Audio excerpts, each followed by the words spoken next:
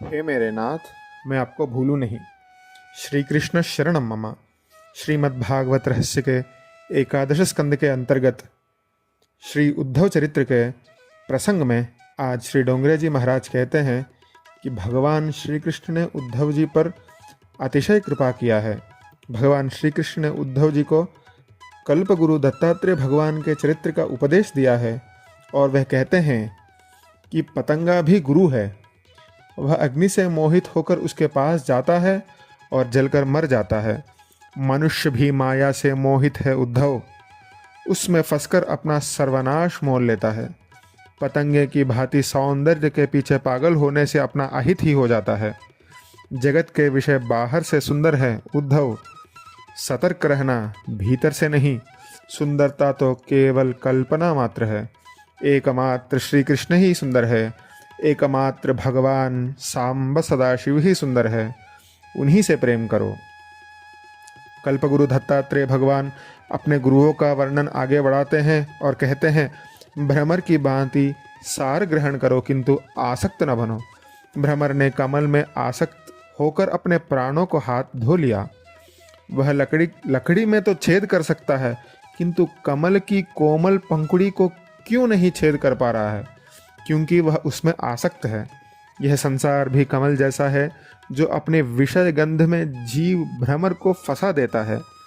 उद्धव याद रखना, भ्रमर कमल के पंखुड़ियों के खुलने की सोचता है, किंतु हाथी ने उसके मार कर उजाड़ दिया है। मनुष्य भी सांसारिक विषयों में फंसकर अपने को लुटा देता है। तो विषय सुख में मत रुको। विषय सुख सर्वनाश का मूल है। हाथी रूपी काल कुचल कर नष्ट कर दे, उससे पहले ही सर्वस्व का मोह छोड़कर प्रभु से मन को जोड़ो और जीव का कल्याण तभी हो सकता है। जीव काल को हरा नहीं सकता, काल ही जीव पर विजय प्राप्त करता है। जिस प्रकार भ्रमर ने लकड़ी को कूड़े दाने की शक्ति, उसी प्रकार मनुष्य भी बड़ा शक्तिशाली है।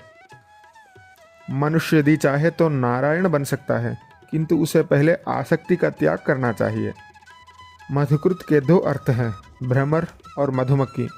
भ्रमर से जो सीखा वह मैंने ऊपर बता दिया। मधुमक्खी से मैंने सीखा कि किसी भी वस्तु का अतिशय संग्रह न किया जाए। मधुमक्खी मधु का संग्रह करती है, तभी तो लोग उसे मारकर मधु छीन लेते हैं।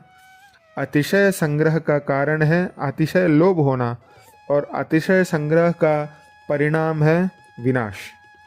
हाथी भी मेरा गुरु है। कल्पगुरु दत्तात्रेय भगवान कहते हैं कि स्पर्श सुखी लालसा के कारण हाथी जान गंवाता है। लोग एक बड़ा सा गड्ढा खोदकर उस पर घास पत्ता रखकर नकली हाथनी रख देते हैं। हाथी उसे असली हाथनी मानकर स्पर्श सुख की इच्छा से वहां जाता है और तुरंत उस गड्ढे में फंस जाता है। भगवान उद्धव को सचेत करते हैं, साधक पुरुष को चाहिए कि वह अधिक नारियों का संग न करे, और स्त्री साधिका को चाहिए कि वह अधिक पुरुषों का संग न करे।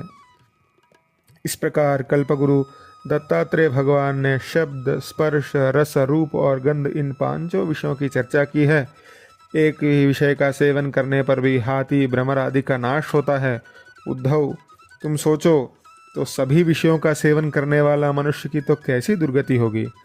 मृत्यु के पश्चात सुनाए जाने वाला गरुड़ पुराण मनुष्य के मृत्यु के पूर्व ही सुनना चाहिए। पतंगा, हाथी, हिरण, भ्रमर और मछली मात्र एक विषय की आसक्ति के कारण मर जाते हैं, तो पांचों विषयों का उपभोग करने वाला प्रमादी मनुष्य क्यों न मरे। उद्धव, सतर्क हो जाओ, सतर्क हो जाओ। शेष उद्धव गीता का प्रसंग, कल्पगुरु दत्तात्रेय भगवान के उपदेश को हम कल सुनेंगे। हे मेरे नाथ, मैं आपको भूलूं नहीं। श्री कृष्ण शरणम मम। श्री हरये नमः।